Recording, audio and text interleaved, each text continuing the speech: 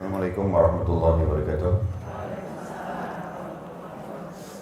Alhamdulillah, tidak pernah berhenti kita memuji Sang Pencipta Allah dengan harapan tentu segala kebutuhan kita dipenuhi olehnya, karena Dia telah menjadikan kalimat Alhamdulillah sebagai kalimat terima kasih atau syukur kepadanya, dan dengan bersyukur maka Dia akan memenuhi segala kebutuhan kita. Juga kita panjatkan salam hormat kita kepada manusia yang telah diperintahkan oleh Sang Pencipta Allah untuk mengucapkan salam hormat kepadanya, dengan harapan juga tentu kita akan diberikan balasan yang telah dijanjikan, yaitu diberikan 10 kali tambahan rahmat yang berarti pengampunan dosa, peninggian derajat, dan juga tentunya pemenuhan terhadap kebutuhan-kebutuhan kita. Maka sangat wajar kalau kita selalu membacakan salawat dan taslim kepada Nabi besar Muhammad sallallahu alaihi wasallam. Melanjutkan bahasan kita yang ditulis oleh Imam Qurtubi rahimahullah, kitab At-Tadhkirah. Dan kita pagi ini semoga Allah berkahi masuk di halaman 93.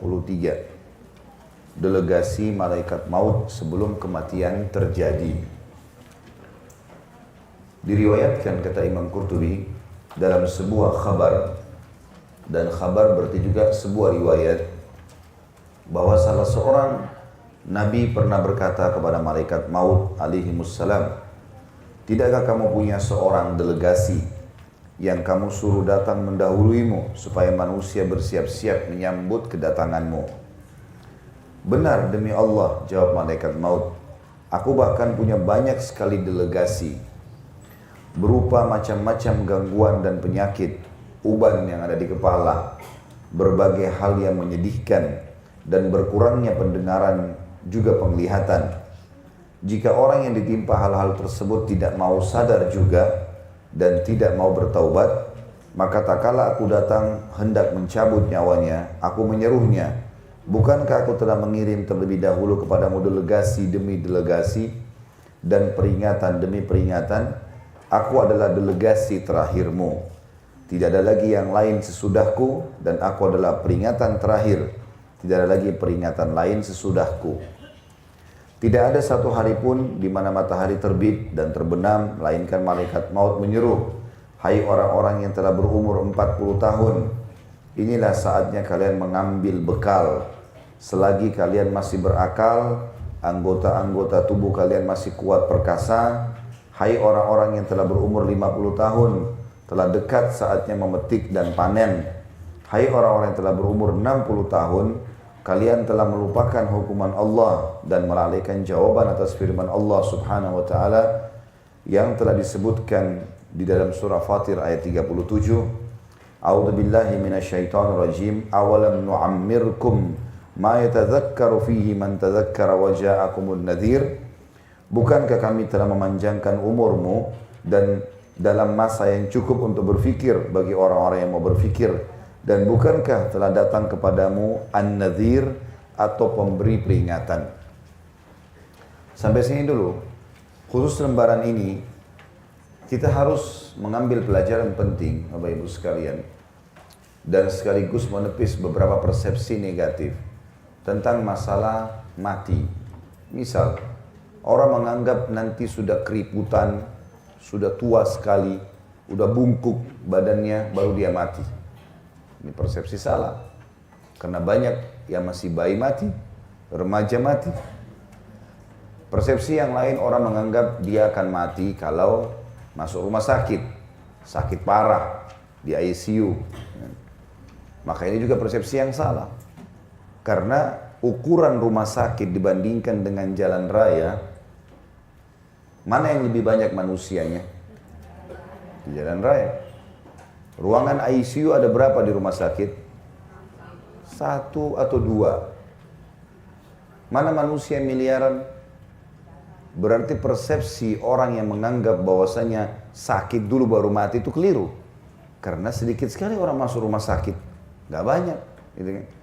Lebih banyak orang yang lewat lulalang depan rumah sakit. Kalau ada persepsi yang lain juga mengatakan, mungkin kalau tabrakan tiba-tiba, ya, atau terjadi pembunuhan, perampokan, baru mati, ya juga keliru. Banyak orang yang tabrakan dan juga ya, dirampok tidak mati, tapi banyak orang yang justru tidak dirampok meninggal dunia. Dan ambillah dari semua persepsi yang syaitan bisikan di kuping kita untuk lalai, maka tepis semuanya. Dengan sangat yakin kalau mati bisa datang setiap saat. Mau sehat, mau sakit, mau kuat, mau lemah, mau kaya, mau miskin, laki-laki, perempuan. Jangan lalai terus. Kita perlu tahu dan garis bawahi satu hal Bapak Ibu sekalian. Kalau umur yang telah berlalu, umumnya lebih panjang daripada umur yang tersisa.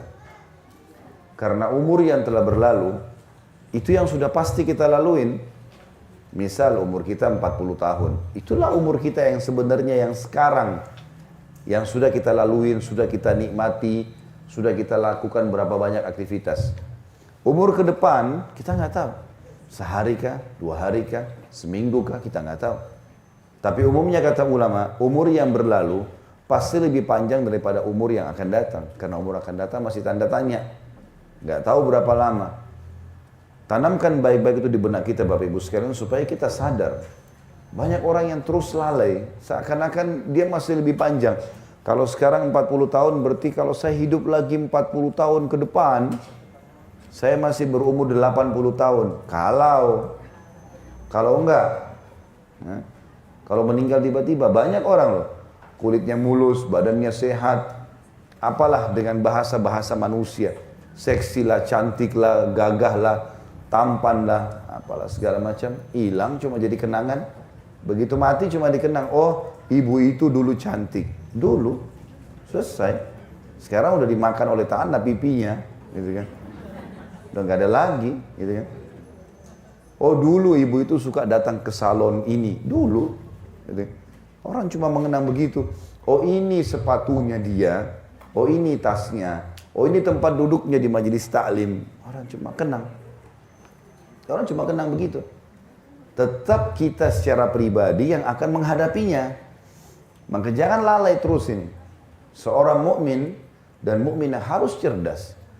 Dari perbuatan bermanfaat apa ke perbuatan bermanfaat apa. Gak ada gunanya kita lalai. Karena tidak ada waktu ini. Kita sedang berpicu dengan waktu. Jangan terus-menerus mengiyakan syaitan sampai kapan. Gampang, nanti gak usah amalan sunnah. Kan cuma sunnah. Begitu terus, godanya sama. Berapa tahun Bapak Ibu digoda begitu sama syaitan? Dan berapa kali kita mengiyakan? Syaitan berharap buku amal kita kosong. Supaya nggak ada amalan. Dan dia jeli setiap hari itu. Usahakan hari ini mana yang bisa bolong nih. Harus dibolongin sama dia. Dan kita tidak bisa perbaiki. Sekali dia berhasil bolongkan. Ini misalnya tadi malam nggak tahajud. Biar kita nangis darah. Nggak bisa lagi perbaikin. Sekali nggak duha nih, pagi ini masih ada waktu, habis taklim sebentar sholat duha. Sekali nggak duha, maka target syaitan supaya buku hari ini, di tanggal ini, di buku lembaran kesekian, dia kosong duhanya. Dan nyesel-nyesel nanti hari kiamat. Coba seandainya dulu. Dari ruangan taklim cuma nyebrang ke musola, masjid sebelah. Nggak ada susahnya. Saya berapa kali masuk ke situ sholat duha, 1-2 orang ibu ada yang masuk di musola. Yang lainnya mana? Husnudzon, mungkin sudah sholat duha di rumahnya. Alhamdulillah. Alhamdulillah. Baiklah. Masya Allah. Karena duha itu yang paling baik pada saat unta merasa panas. Kurang lebih jam 8. Kurang lebih. Kalau taklim kita jam 8, setengah 9, berarti sudah sholat duha semua. Masya Allah. Syukurlah.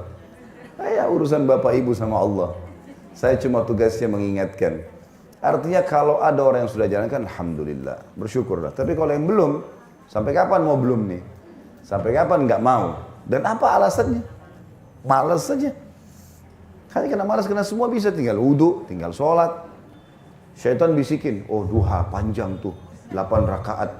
12 rakaat. Coba dulu, lakukan dulu sholat. Lakukan dulu, gulirkan. Karena syaitan akan kesulitan menggoda kita, Bapak Ibu sekalian, kalau kita sudah memicu gas ibadah. Seperti orang kalau sudah mulai, enggak, saya programin, mulai besok saya nggak boleh luputkan duha. Atau mulai hari ini, saya nggak boleh luputkan sholat malam. Saya nggak boleh luputkan selembar Al-Quran setiap hari. Misal, Zikir pagi sore. Komitmen kan, itu kita seperti sedang lari, sudah mulai dari garis start. Musuh kita untuk mengalahkan kita dia harus lebih cepat daripada kita. Syaitan paling gampang kalau orang belum start, nggak mulai gitu. Al-Quran tahu keutamanya, tapi nggak pernah baca. Duha tahu, tapi nggak pernah sholat. Sedekah tahu, tapi nggak pernah diamalin. Maka orang seperti mau lomba lari, dia belum memulai. Maka oleh rivalnya diketawain aja dia. Gampang orang ini. Tapi kalau kita sudah mulai programkan, kita seperti lagi lari. Speed kita 30, musuh kita syaitan harus 40 untuk ngalahin kita. Kalau dia 30 juga bersaing, nggak bisa ngalahin kita dia. Karena kita sudah mulai. Maka memulai dulu. Mulai lakukan, programkan. Jangan lalai terus, seperti itulah. Delegasi-delegasi yang dari malaikat maut sudah banyak. Dijelaskan dalam paragraf ini. Adanya uban, mulai melemah, tidak seperti dulu lagi. Penglihatan, pendengaran.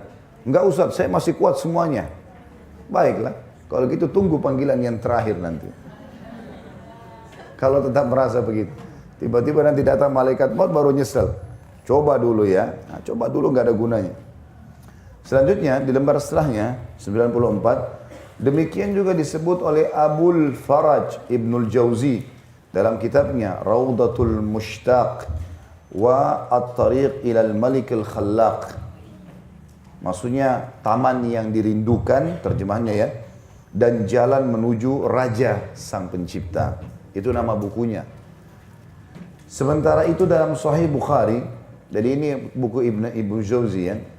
Sementara itu dalam Sahih Bukhari, Abu Hurairah radhiyallahu anhu meriwayatkan, Nabi SAW bersabda, "A'dzarallahu ila mri'in akhara ajalahu hatta ballagahu 60 sana." Allah telah banyak memberi kesempatan meminta maaf, terutama bagi seseorang yang telah Allah tangguhkan ajalnya hingga mencapai 60 tahun. Tentu orang bisa meninggal setiap saat. Tapi kalau ada bapak ibu yang Allah karuniakan sudah tembus di angka 60 itu bonus. Kalau ada 60 masih lalai, itu luar biasa. Mau apa lagi? Sudah nenek-nenek, sudah kakek-kakek, sadarlah. Kapan mau sadar kalau tidak ada di waktu itu? Maka itu hadis Nabi SAW dan hadis Bukhari nomor 5419. Artinya berapa banyak hari demi hari Allah berikan kita kesempatan. Ya. Jangan lalai Bapak Ibu sekalian ya. Kita bisa menilai waktu. Misal kalau kita lagi tunggu lampu merah, rambu-rambu lalu lintas, 1 menit saja. Kemudian apalagi kalau teman-teman yang pakai motor, merasa panas teriknya matahari di siang hari seperti ini. 1 menit itu 60 detik, lama rasanya. Ya. Kayak luar biasa gitu. Atau kita lagi antri mau ke WC. Lagi kebelet. Orang ini sebenarnya mungkin kalau kita hitung pakai stop mungkin 1 menit, 2 menit. Tapi lama rasanya. Atau kita lagi lapar nunggu makanan dihidangkan. 5 menit saja, tapi lama rasanya. Sebenarnya kejadian-kejadian ini terjadi pada kita Bapak Ibu sekalian supaya kita belajar. Ternyata memang waktu itu mahal, nggak gampang. Kadang-kadang kita buang waktu 8 jam, 10 jam tidur. Itu pun masih ngantuk. Atau mungkin dia habisin waktu omong kosong, nggak ada gunanya. Gosipin orang, cerita hal yang tidak ada gunanya. Ada orang berteman 20 tahun ceritanya itu aja. Nggak ada sesuatu yang baru. Ingat nggak dulu kita waktu SMA? Sudahlah itu. Udah selesai. Nggak perlu dibahas lagi. Sampai itu diulang-ulang berapa kali. Saya pernah duduk sama istri saya. Dia ngomong. Saya bilang ini mungkin yang ke-77 kali kamu cerita. Udah sering saya dengarin. Bahas sesuatu yang belum diketahui. Apa manfaatnya, motivasi keimanan. Cerita tentang itu terus. Tante saya, om saya, sepupu saya. Sudah saya dengar sekali, udah cukup. Ada orang gitu, habis waktu. Untuk hal-hal yang tidak perlu diulangi. Orang sudah tahu kan gitu. Jadi perlu kita regenerasi lagi perbuatan-perbuatan kita lah ya. Apa yang harus kita ucapkan, apa yang harus kita dengar, apa yang harus kita lakukan, yang kita pegang. Sesuatu yang baru, yang baik. Tingkatkan kepada kualitas yang lebih baik. Dikatakan kata a'dzara fil amr Artinya sangat banyak memberi kesempatan meminta maaf. Karena kan dalam hadis tadi bahasa Arabnya bisa dilihat a'dzarallah. Allah telah memberikan kesempatan yang sangat banyak untuk meminta maaf. Yakni memberi kesempatan meminta maaf seluas-luasnya kepada hambanya. Pemberian kesempatan terbesar kepada Bani Adam adalah berupa diutusnya para rasul.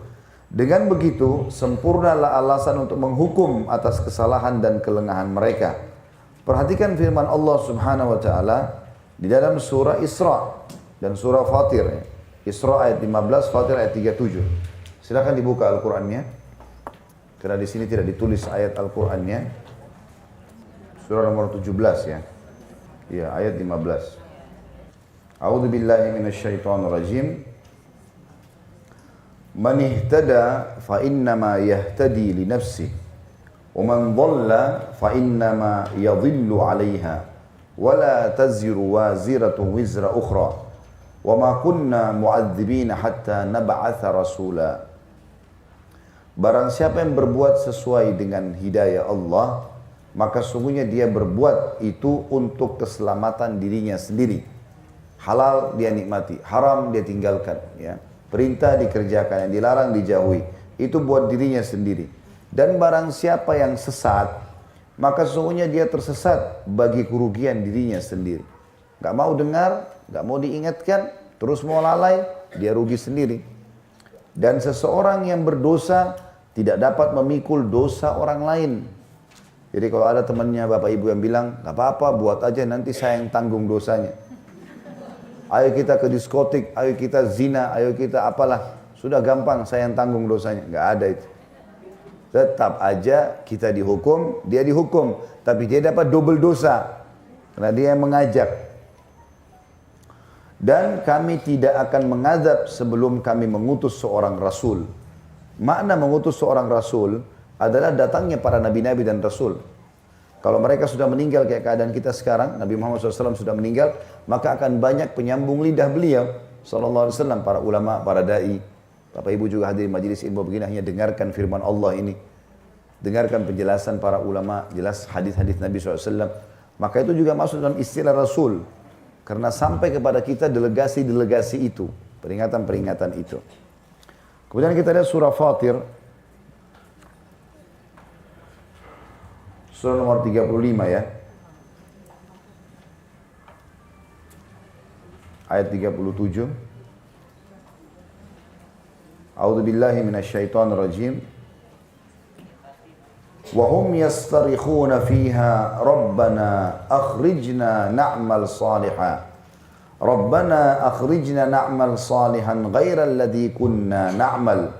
Awalam nu'ammirkum ma yatadhakkaru fihi man tadhakkara wa ja'akumun nadhir fadhuku fama lidh-dhalimin min nasir. Dan mereka berteriak-teriak dalam neraka itu nantinya, kesakitan, minta maaf, apa saja mereka berusaha teriak-teriak. Ya Tuhan kami, keluarkanlah kami, niscaya kami akan mengerjakan amal saleh berlainan dengan yang dulu kami telah kerjakan. Dulu kami lalai, sekarang setelah disiksa di neraka, baru mau bilang, ya Allah keluarkan kami. Padahal sudah tidak mungkin. Mustahil. Kalau orang sudah mati, dihidupkan lagi, nggak mungkin. Orang masuk neraka dikeluarkan, sudah nggak mungkin. Ya, kecuali rahmat Allah SWT memang dia kena syafaat, segala macam. Tapi umumnya, kalau sudah masuk itu adalah dia rasakan siksaannya. Mereka teriak-teriak.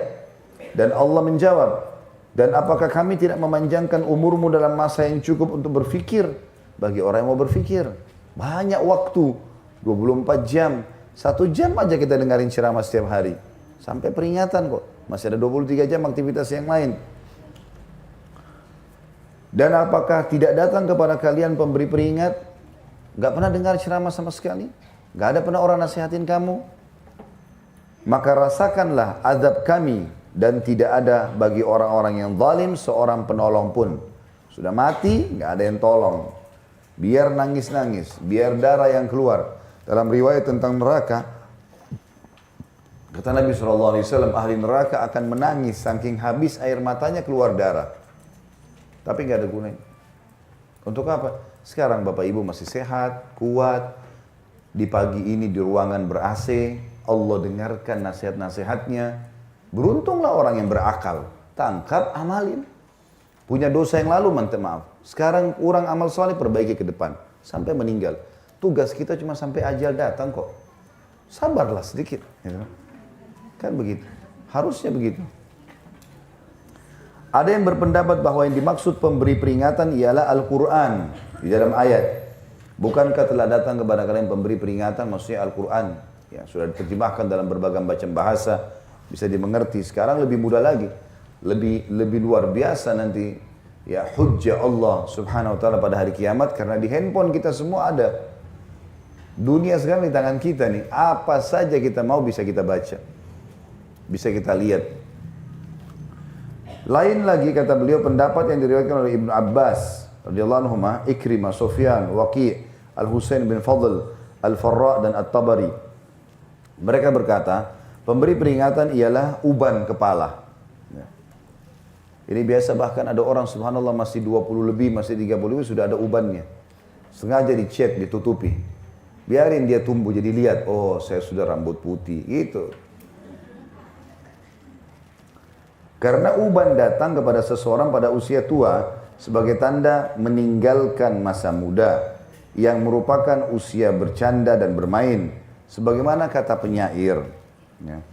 Di dalam syair, nanti kita jelaskan sebentar syairnya.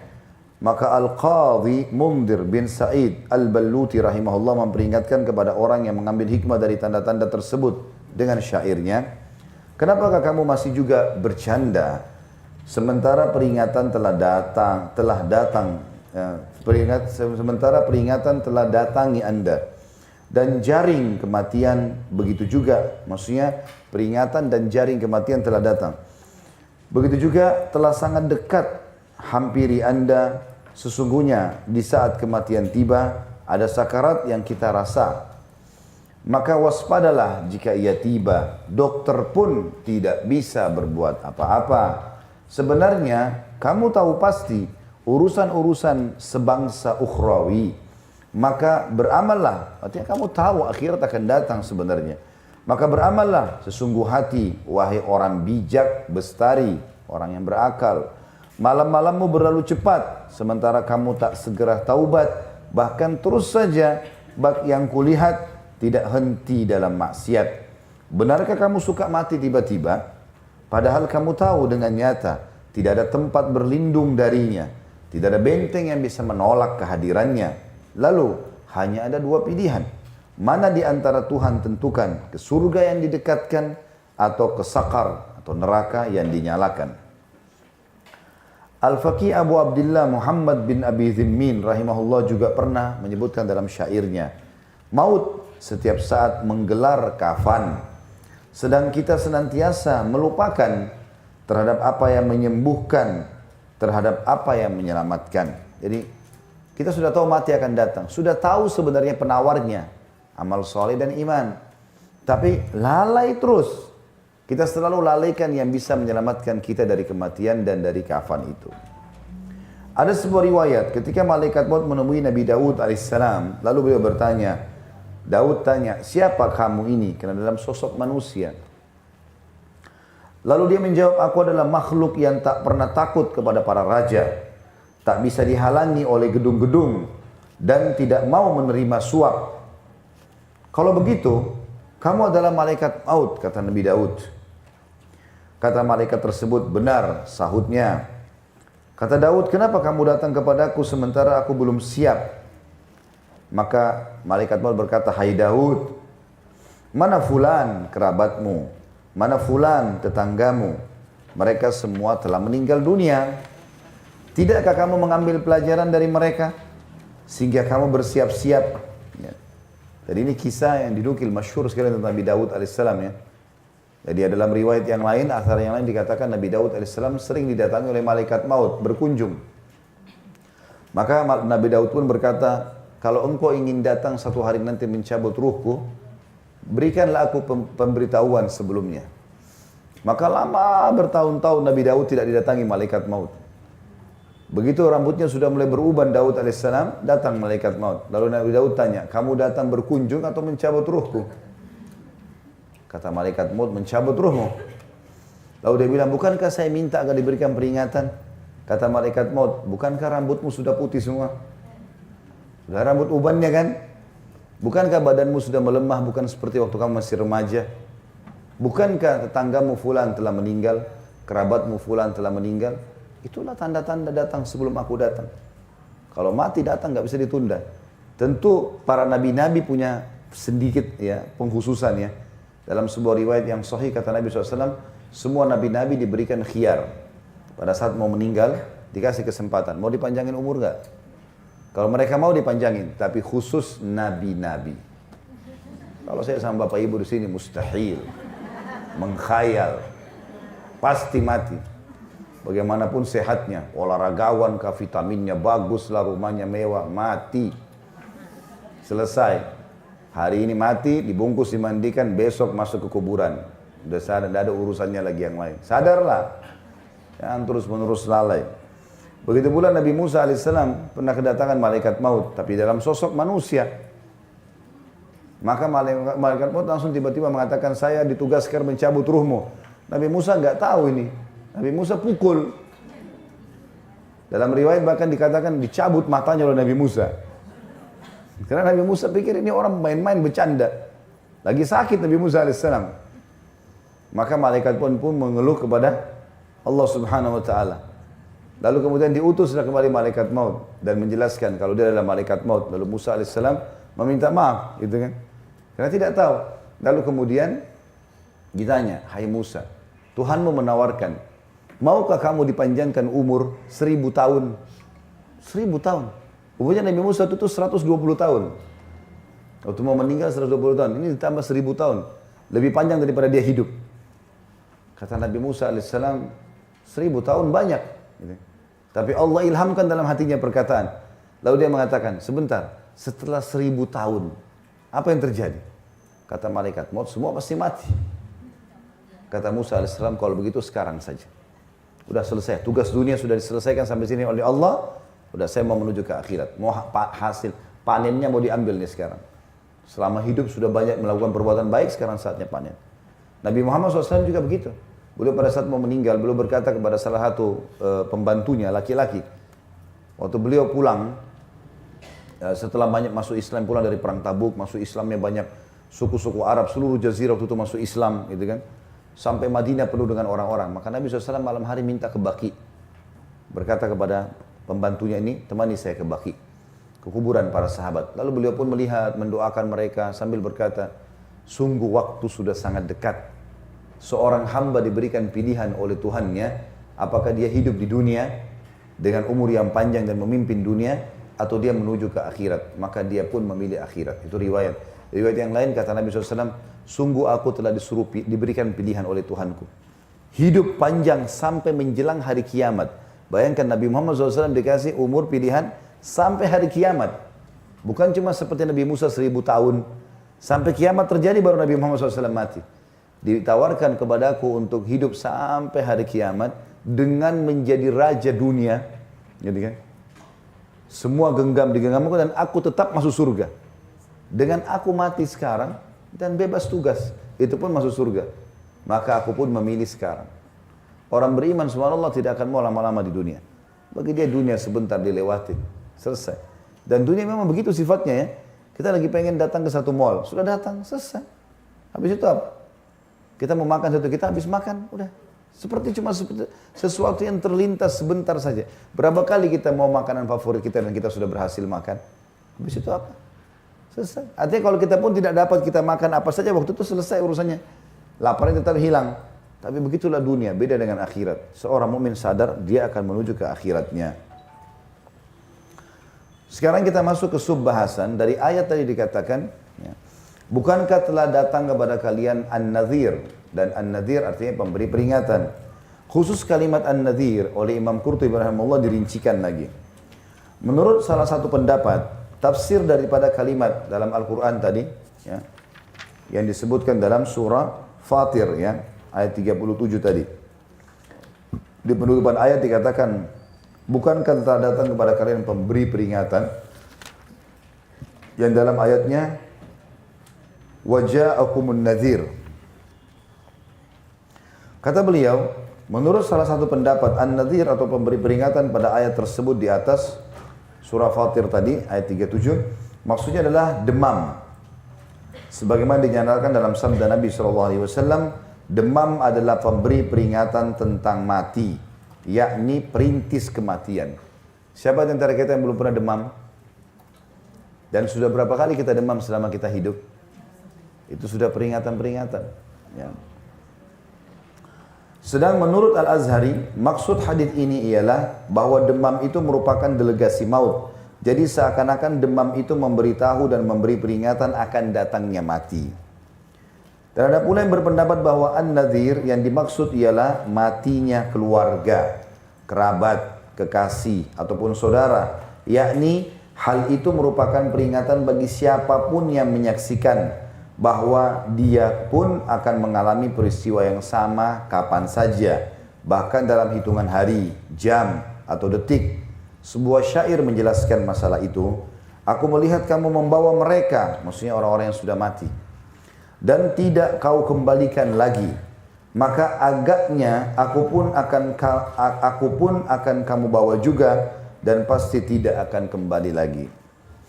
Pendapat lain yang ketiga mengatakan bahwa an-nadhir, tafsir ayat surah Fatir 37 tadi, yang dimaksud ialah kesempurnaan akal yang bisa mengetahui hakikat segala sesuatu dan membedakan mana yang baik dan mana yang buruk. Orang yang berakal seharusnya beramal untuk akhiratnya dan menyukai apa yang ada di sisi Tuhannya, surga. Jadi akal yang sempurna itulah yang dimaksud dengan an-nadhir atau pemberi peringatan. Kata an-nadhir bisa juga berarti al-inzar atau al-i'zar. Inzar artinya peringatan juga sama, atau i'zar artinya mendapatkan uzur, ya, alasan.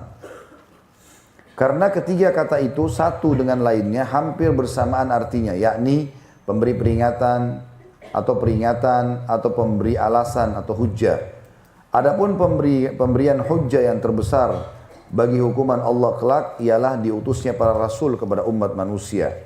Dan selanjutnya uban dan lain-lain yang telah kami sebutkan sebelumnya atau di atas. Dalam hal ini umur 60 tahun adalah merupakan pemberian hujjah paling puncak. Karena usia 60 tahun berarti telah dekat dengan medan kematian. Oleh sebab itu, sesungguhnya usia sekian adalah usia bertaubat, khusyuk dan berserah diri kepada Allah sambil menunggu datangnya ajal dan saat pertemuan dengan Allah yang Maha Suci dan Maha Tinggi.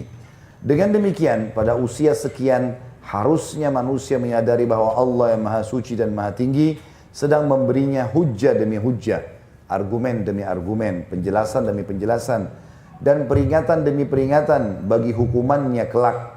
Pertama dengan diutusnya Nabi Muhammad SAW, dan yang kedua dengan tumbuhnya uban. Kesadaran seperti itu sebenarnya sudah harus dimulai sejak umur 40 tahun. Camkan firman Allah Subhanahu wa taala dalam surah Al-Ahqaq ayat 15. A'udzu billahi minasyaitonir rajim. Hatta idza balaga ashuddahu wa balaga 40 sanatan qala rabbi auzi'ni an ashkura ni'mataka allati an'amta 'alayya wa 'ala walidayya wa an a'mala salihan tardah wa aslih li fi dhurriyyati inni tubtu ilaika wa innani minal muslimin. Tadi saya lengkapkan ayatnya ya. Ya artinya sehingga apabila dia telah dewasa dan umurnya mencapai 40 tahun, dia pun berdoa. Artinya orang yang berakal, kalau Allah sampaikan umur 40 tahun, doa ini enggak pernah luput dari lisannya. Ya Tuhanku, tunjukilah aku untuk selalu mensyukuri nikmatmu. Sampai sini ayatnya karena beliau mau datangkan kalimat arba'ina sana, 40 tahun. Tapi tadi saya lanjutkan ayat yang berbunyi setelah itu, dan mudahkanlah aku untuk beramal soleh sesuai yang engkau ridhoi. Juga perbaikilah keturunan-keturunanku agar mereka soleh dan soleha. Aku bertobat dari segala dosa yang pernah aku lakukan dan aku termasuk orang yang menyerahkan diri. Ya. Allah yang maha mulia dan maha tinggi memperingatkan bahwa orang yang telah mencapai umur 40 tahun sudah waktunya menyadari betapa banyak nikmat yang telah dikaruniakan Allah kepadanya dan juga kepada kedua orang tuanya, lalu mensyukurinya. Malik rahimahullah berkata, Saya lihat para ahli ilmu di negeri kita gemar mencari dunia. Mereka bergaul dengan masyarakat hingga seseorang dari mereka mencapai usia 40 tahun. Jika mereka telah mencapai usia 40 tahun, maka mereka mengasingkan diri dari masyarakat. Maksudnya sudah tidak terlalu banyak lagi program, kebanyakan secara pribadi sekarang dilakukan. Sebagian ulama juga mengatakan dari kedua dalil tadi, masalah 60 dan 40 tahun, ada yang mengatakan begini, dan ini Allahu a'lam sebuah hikmah yang baik. 40 tahun yang dimaksud dalam ayat tadi, surah Ahqaf ayat 15 adalah umur yang dari awal lahir sampai ke 40 tahun.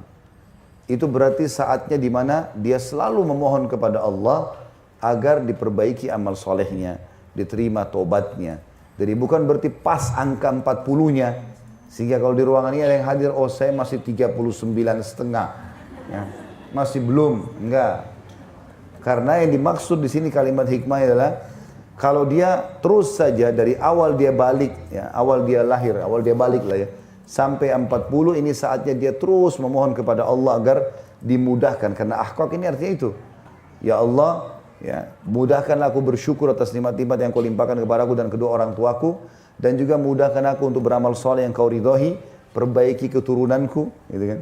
Dan aku bertobat dari segala kesalahan. Di atas 40 tahun itu sudah fase yang berbeda. Fase di mana segala kualitas yang dia lakukan dari sisi ibadah sebelum 40 tahun ditingkatkan. Udah lebih daripada itu. Dan seluruh yang berhubungan dengan urusan dunia dikurangin. Jadi ini hikmah dalam menggabungkan dalil-dalil tadi. Karena banyak mungkin orang salah paham. Orang pikir, oh ini kan ayat menyebutkan 40 tahun. Jadi kalau belum 40 maka nggak ada masalah. Enggak, keliru. Ya, harusnya difahami seperti itu. Kata beliau catatan, inilah alasan prinsip dari diberikannya hujjah atau argumentasi berkali-kali oleh hakim atau Allah kepada mahkum alaih atau manusia. Dan ini sebenarnya merupakan ujub, ya, atau wujud mungkin ya. Kasih sayang Allah yang maha suci dan maha tinggi terhadap makhluknya. Selain demi tegaknya keadilan atas mereka dengan landasan yang benar. Ada sebuah cerita tentang seorang alim yang gemar bersenang-senang. Dia sedang menyendiri di kebunnya di tengah-tengah teman-temannya. Selain mereka tidak diizinkan masuk. Tengah dia berada di kebun itu tiba-tiba melihat seseorang di sela-sela pepohonan. Dia marah dan berkata, siapa yang mengizinkan orang ini masuk? Maka datanglah orang itu lalu duduk di hadapannya dan berkata, apa pendapat Tuan tentang seseorang yang punya hutang, tapi dia beranggapan boleh saja tidak membayarnya? Hakim boleh memberinya tempo jika itu dipandang baik. Jawab orang alim itu. Hakim telah memberinya tempo, tapi tidak memberinya manfaat dan tidak menghentikannya dari sikap acuh dan enggan untuk membayar utang. Maka dia harus dihukum, kata alim tersebut. Sesungguhnya hakim itu telah bersifat lembut terhadapnya, bahkan memberinya tempo lebih dari 50 tahun. Kata si penanya melanjutkan pembicaraan. Sang alim menundukkan kepala dan keringatnya bercucuran dari wajahnya. Sementara itu orang yang bertanya pergi meninggalkannya. Setelah sadar dari ketermenungannya, orang alim itu mencari-cari kemana penanya tadi pergi. Kata penjaga pintu, tidak ada seorang pun masuk dan tidak ada juga yang keluar. Pulanglah kalian, kata si alim tersebut kepada teman-temannya. Mulai saat itu dia tidak pernah menampakkan diri kecuali dalam majlis taklim guna mengajar. Jadi maksudnya ada orang lalai, subhanallah. Ada orang lalai, terus saja tiap hari dari mall ke mall, dari pasar ke pasar, dari merek baru ke merek baru. Ya. Tidak ada amal baru ke amal baru, ini amal soleh baru apa, nggak ada. Begitu-begitu aja standarnya, sholatnya buru-buru, asal jadi, nggak khusyuk. Begitu selesai salam nggak zikir, langsung sibuk dengan handphonenya, terus saja lalai. Nggak ada sesuatu yang maksimal yang dia bisa berikan. Beda dengan kalau dia cari baju, dia cari makanan, semua harus yang terbaik. Tapi amal yang dia jadikan bekal, nggak ada. Yang malah dia habiskan di dunia, dikasih yang terbaik. Ini keliru. Jadi sibukkanlah diri dengan hal-hal yang baik. Kita masuk lebih dalam lagi tentang kisah-kisah An-Nadhir. Tadi pemberi peringatan sudah disebutkan tafsirnya. Bisa uban, bisa demam, bisa apalah meninggalnya kerabat, orang yang dicintai, yang terdekat, atau yang kita lihat. Kata beliau, saya pikir ada baiknya kisah tadi kita sambung dengan kisah-kisah lainnya tentang uban peringatan dan ancaman sebagai nasihat bagi kita semua agar waspada terhadap datangnya maut. Ada sebuah kisah tentang seorang kaya yang hidup mewah. Dia berusaha menolak datangnya maut apabila datang secara tiba-tiba, tanpa didahului tahapan-tahapan. Ketika ditanya apa sebabnya, dia menuturkan, saya punya seorang budak perempuan. Tiap kali aku bersenang-senang dengannya, maka semakin lekat juga cintaku padanya. Pada suatu hari aku membolak-balik rambutnya, tiba-tiba ada 2 helai rambutnya yang putih. Maka aku sampaikan hal itu kepadanya. Tentu saja dia terperanjat seraya berkata, perlihatkan kepadaku. Aku pun memperlihatkan kepadanya dan tiba-tiba dia mengucapkan, yang benar telah datang dan yang batil telah lenyap. Wa qul ja'al haq wa zahaqal batil, itu ayatnya dalam surah Isra ayat 81. Sejenak kemudian dia memandangiku seraya berkata, ketahuilah, andaikan tidak ada kewajiban atasku untuk mematuhimu, niscaya aku tidak akan kembali kepadamu. Maka biarkan aku siang atau malam ini untuk menghimpun bekal akhiratku.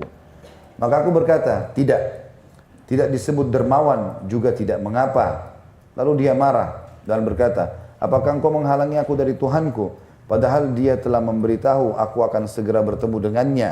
Lalu dia berdoa, ya Allah, gantilah cintanya kepadaku dengan kebencian. Maka malam itu rasanya tidak ada yang lebih aku sukai selain menjauhkannya dariku. Bahkan kemudian aku menawarkannya untuk dijual. Dan datanglah kepadaku seseorang yang berani memberinya dengan harga yang aku inginkan. Namun ketika aku akan menerima bayarannya, wanita itu menangis. Mengatakan, bukankah ini yang kamu inginkan? Demi Allah katanya, sungguhnya tidak ada sesuatu pun di dunia ini yang lebih aku sukai selain dirimu. Tapi maukah engkau yang lebih baik daripada bayaran uang itu dariku? Atau untuk diriku? Maka kata tuannya, apa itu? Maka dia mengatakan, merdekakan aku karena Allah yang maha suci dan maha mulia. Jawabnya, hal itu akan membuatmu memiliki sesuatu yang lebih besar daripada memiliki diriku, dan memberimu pahala lebih besar daripada harga diriku. Ya, kata tuannya, aku memerdekakan kamu. Wanita itu berdoa, semoga Allah meluluskan akadmu dan memberimu berlipat ganda dari yang engkau inginkan. Dan sejak itu saya pun berzuhud. Agaknya wanita itu telah berhasil membuatku tidak menyukai dunia dengan segala kenikmatannya. Artinya ini kisah kalau kita simpulkan adalah bagaimana seseorang wanita yang cerdas, dia sadar walaupun dia masih belia, tapi dengan adanya rambut putihnya dia tahu kalau itu adalah peringatan dari Allah, sudah dekat dengan mati, bukan saatnya lagi berlalai-lalai gitu. Dan kemudian dia mengingatkan tuannya atau majikannya untuk justru bukan menjual, tetapi bagaimana dia mendapatkan pahala dengan membebaskan, beramal soleh. Ya.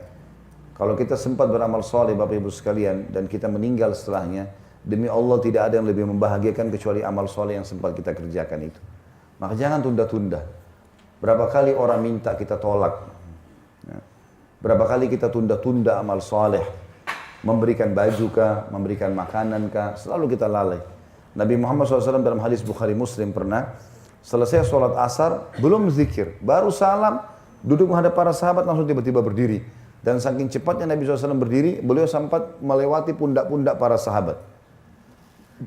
Mereka tunggu, sambil mereka berzikir. Gak lama kemudian Nabi SAW kembali ke posisinya lalu berzikir. Setelah selesai zikir, kata para sahabat, ya Rasulullah, apa yang kami saksikan? Belum pernah kami lihat anda seperti tadi, begitu tergesa-gesanya. Ada sesuatu yang perlu kami bantu. Maka kata Nabi SAW, tadi selesai zikir aku teringat ada satu keranjang kurma yang aku niat sudah mau bagiin ke orang-orang.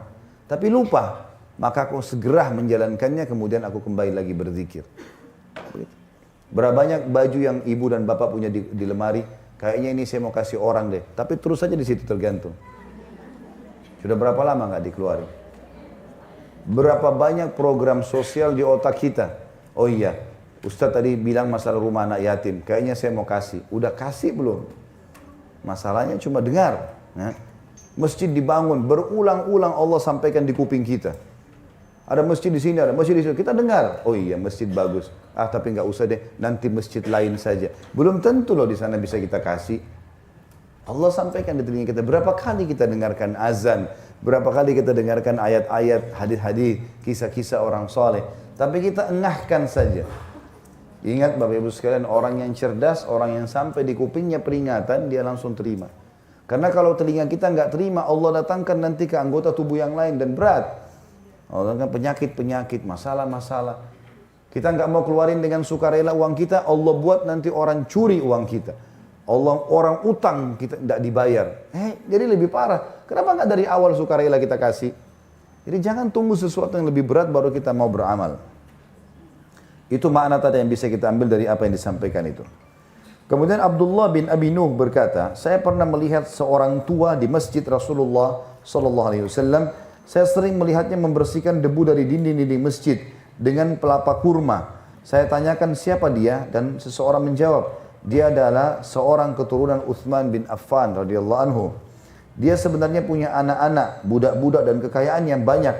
Pada suatu ketika dia melihat wajahnya dalam cermin, maka dia berteriak lalu gila dan tinggal di masjid. Seperti yang kamu lihat sekarang. Apabila keluarganya hendak mengambilnya untuk diobati atau dirawat, dia kabur dan berlindung ke kubur Rasulullah yang mulia sallallahu alaihi wasallam. Lalu mereka membiarkannya. Mendengar cerita itu, kata Abdullah bin Nuh, saya mengamati orang tua itu di siang hari. Ternyata dia baik-baik saja, tidak kurang sesuatu apapun. Padahal kerabatnya kira dia sudah gila. Kemudian saya mengamatinya di malam hari. Selepas tengah malam, dia tampak keluar dari masjid. Maka aku pun mengikutinya. Dan ternyata dia pergi ke kuburan Baki. Ke pekuburan Baki. Kuburan para sahabat. Dan aku pun mengikutinya sampai di sana. Di tempat itu dia tampak berdiri, sholat, dan menangis sampai menjelang terbit fajar. Lalu dia pun duduk berdoa. Maka datanglah kepadanya seekor binatang. Aku tidak tahu entah binatang apa itu. Domba kah, rusa kah, atau lainnya. Binatang itu berdiri di hadapannya membuka kakinya. Ya. Maka orang itu pun memegang puting susunya lalu meminum dari situ. Selanjutnya dia mengelus-elus punggung binatang itu seraya berkata, pergilah, semoga Allah memberkahimu. Binatang itu pun pergi cepat lalu pergi. Binatang itu pun berpaling lalu kemudian pergi dengan cepat. Aku segera mendahulunya ke masjid dan untuk beberapa malam hal itu aku lakukan terus menerus. Maksudnya memantau dia di siang hari dan malam hari. Aku ikut keluar saat dia keluar ke Baki tanpa dia rasakan kehadiranku. Sementara aku dengar dia bermunajat, ya Allah, sesungguhnya engkau telah mengirim dia kepadaku, tapi belum mengizinkan aku. Jika engkau telah meridhoiku, maka izinkanlah aku. Tapi jika engkau tidak meridhoi, maka berilah aku taufik kepada apa yang engkau ridhoi. Ketika sudah dekat keberangkatanku untuk meninggalkan kota Madinah, aku datangi orang tua itu untuk berpamitan. Dia menubrukku. Aku katakan terang-terang atau terus terang kepadanya, saya telah menemani anda di Baki sejak beberapa malam ini. Saya telah sholat mengikuti sholatmu dan mengamini doamu. Maka dia bertanya, apakah kamu beritahukan hal itu kepada seseorang lain? Aku menjawab, tidak. Maka dia mengatakan, pergilah baik-baik. Katanya, tapi aku bertanya kepadanya, delegasi apa itu yang telah dikirim kepadamu? Aku melihat diriku dalam cermin. Tiba-tiba aku lihat uban di wajahku. Maka aku pun tahu bahwa ia adalah delegasi Allah kepadaku. Maka aku pun meminta kepadanya, doakanlah aku. Kata si Abdullah bin Nuh. Lalu orang tua itu berkata, aku tidak pantas katanya. Tapi marilah kita memohon kepada Allah dengan wasilah Rasulnya. Maksudnya dengan mengamalkan apa yang diajarkan oleh Nabi SAW. Maka aku bangkit bersamanya menuju kubur Rasulullah SAW yang mulia. Di sana dia bertanya kepadaku, apa hajatmu? Meminta maaf kataku. Maka orang tua itu berdoa dengan suara lirih dan aku mengamininya. Tiba-tiba dia condong ke dinding kuburan dan ternyata dia meninggal dunia. Maka aku pun menghindar sedikit darinya sehingga orang-orang pun mengerti apa yang terjadi padanya. Maka berdatanganlah anak-anaknya dan budak-budaknya untuk membawanya dan mengurusnya. Dan aku sempat mensolatinya bersama yang lain. Dan ini sampai sini tentu teman-teman sekalian. Ada kesimpulan dari kisah ini adalah orang ini sebenarnya tidak gila, cuman dia ingin tidak mau amalnya di akhir hidup diketahui oleh orang-orang, termasuk anak-anaknya. Maka dia sengaja membuat dirinya seakan-akan dia gila. Dia menangis-nangis di rumahnya. Kemudian pada saat keluarganya mau mengobatinya, dia malah datang ke masjid Nabi SAW, berusaha menghindar. Tapi ternyata di masjid kalau keluarganya tinggalkan, dia malah nyaman, dia malah ibadah, dia malah sering ziarah kubur dan seterusnya. Maka Abdullah bin Nuh mengambil pelajaran dari orang ini. Ya. Kemudian disebutkan juga konon seorang raja Yunani punya pelayan seorang budak perempuan yang mengurus pakaiannya. Budak itu pernah mendapat pendidikan dari orang-orang yang bijak. Pada suatu hari dia memakai pakaian raja dan memasang cermin di hadapannya. Tampaklah oleh raja seutas rambut putih. Dia suruh ambilkan gunting. Lalu dia potong uban itu. Oleh budak itu uban tersebut diambilnya. Dia cium lalu digenggam dengan telapak tangannya dan dia tempelkan ke telinganya seolah-olah mendengarkan sesuatu. Kata si raja, apa yang sedang kamu dengarkan dari rambut itu, dari uban itu? Keheranan. Budak itu menjawab, sesungguhnya rambut ini telah mendapat cobaan karena tidak lagi mendapat kehormatan berdekatan dengan raja. Hamba mendengar dia mengucapkan kata-kata yang sangat ajaib. Kata raja, apa itu? Maka budak itu berkata, lidah hamba tidak berani mengatakannya. Kata si raja, katakanlah, kamu aman selagi mengatakan kata-kata yang bijak.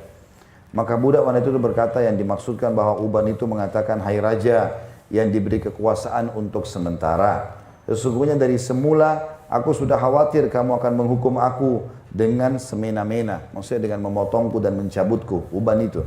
Oleh karena itu, selama ini aku tidak muncul. Namun akhirnya aku mengambil janji anak-anakku supaya mereka membalaskan dendamku. Sekarang agaknya mereka tidak sabar lagi. Mereka keluar memberontak kepadamu. Boleh jadi mereka akan segera membinasakan dirimu atau mengurangi syahwatmu, kekuatanmu dan kesehatanmu sehingga kamu menganggap kematian adalah seekor kambing. Raja pun menitahkan, tulislah perkataan itu. Budak wanita itu menulis apa yang telah dia katakan tadi yang kemudian direnungkan oleh sang raja. Akhirnya ia melepaskan kerajaannya seraya berkata, oh agaknya inilah maksudnya. Maksudnya ini kematian. Sudah pasti saya akan mati. Untuk apa saya mencabut rambut itu? Toh juga dia adalah sebuah bukti. Di sini tentu teman-teman sekalian bukan berarti orang kalau uban tidak bisa mewarnai rambutnya. Artinya itu boleh saja karena termasuk ada anjuran Nabi SAW mewarnai dengan warna merah atau coklat. Pernah Abdullah bin Umar masih muda, jenggotnya ada warna putih lalu Nabi SAW suruh mensabaknya atau meletakkan warna di situ. Tetapi kita mestinya mengambil pelajaran dari rambut-rambut putih. Ya, kita harus ambil pelajaran, tidak selamanya semuanya harus diwarnain. Sampai dalam sebuah hadis dikatakan cahaya seorang mukmin ya akan sangat terang sesuai dengan kadar uban yang ada di kepalanya. Dan kalau tidak salah juga akan dicatatkan pahala di setiap helai ubannya selama dia dalam keadaan Islam, selama dalam keadaan Islam. Kemudian selanjutnya dalam kisah Israiliyat diceritakan, Israel maksudnya cerita dari Bani Israel. Ini kata Nabi SAW, kalau Bani Israel sedang menceritakan, jangan kalian benarkan, jangan juga kalian tolak. Artinya, kalau sesuai dengan Al-Quran dan Sunnah kita iakan. Kalau tidak sesuai kita tinggalkan. Bahwa Nabi Ibrahim Al-Khalil alaihissalam. Al-Khalil artinya kekasih. Ini julukan Nabi Ibrahim alaihissalam, dia dikenal dengan Khalilur Rahman. Kekasihnya sang pencipta Allah yang maha penyayang. Ketika pulang dari mengorbankan anaknya Ismail alaihissalam kepada Tuhannya yang maha mulia dan maha suci, Sarah istrinya melihat pada janggutnya ada sehelai rambut putih. Ibrahim adalah orang yang pertama-tama beruban di muka bumi. Maka Sarah seolah-olah tidak mempercayai kejadian tersebut. Lalu dia perlihatkan rambut itu kepada suaminya. Ibrahim memperhatikan rambut itu dan merasa tertarik kepadanya. Sebaliknya, Sarah tidak menyukainya. Dia meminta Ibrahim menghilangkannya, tapi dia tidak mau. Maka datanglah malaikat maut seraya berkata, Assalamu alayka ya Ibrahim. Maka nama beliau yang asli adalah Ibrahim. Tapi malaikat maut menambahinya dengan huruf H. Sehingga, dan huruf H dalam bahasa Suryani berarti ungkapan penghormatan dan pemuliaan. Oleh karena itu Ibrahim senang dipanggil dengan nama itu. Dia berkata, aku bersyukur kepada Tuhanku dan Tuhan segala sesuatu. Malaikat itu menjelaskan, sungguhnya Allah benar-benar telah menjadikan kamu orang yang terhormat di kalangan penghuni langit dan penduduk bumi. Dia memberimu tanda kehormatan dan keagungan pada namamu dan fisikmu. Adapun namamu kamu dipanggil Ibrahim, baik di langit maupun di bumi. Sedangkan pada fisikmu, Allah menjadikan keagungan dan cahaya pada rambutmu. Maksudnya dengan rambut putih. Ibrahim menceritakan kepada Sarah semua yang dikatakan malaikat, lalu dia berkata, inilah yang kamu benci, justru merupakan cahaya dan tanda keagungan. Tapi aku tetap tidak menyukainya, kata Sarah. Tapi aku menyukainya, sahut Ibrahim. Bahkan kemudian dia berdoa, ya Allah, tambahkanlah kepadaku cahaya dan keagungan. maka keesokan harinya janggut Nabi Ibrahim alaihissalam menjadi putih semuanya. Dalam sebuah athar Nabi, maksudnya ini keagungan kenapa? Karena dengan itu dia jadi ingat akhirat. Gitu. Dalam sebuah riwayat pula bahwasanya Rasulullah SAW bersabda, sesungguhnya Allah malu untuk mengadab orang yang beruban. Ya. Tentu hadis ini tidak ditemukan riwayatnya ya. Makanya disitu ditulis footnote batil, tidak ada dasarnya hadis ini. Tapi ini disebutkan oleh Imam Qurtubi, mungkin terlintas di benak beliau pada saat itu, lalu disebutkan oleh Rasulullah SAW pernah bersabda begini. Dan masih banyak lagi kabar-kabar tentang bab ini. Begitu pula syair-syair. Tapi kiranya cukup dengan apa yang telah kami sebutkan di atas. Semoga Allah Subhanahu wa taala senantiasa memberikan taufiknya. Allahu a'lam.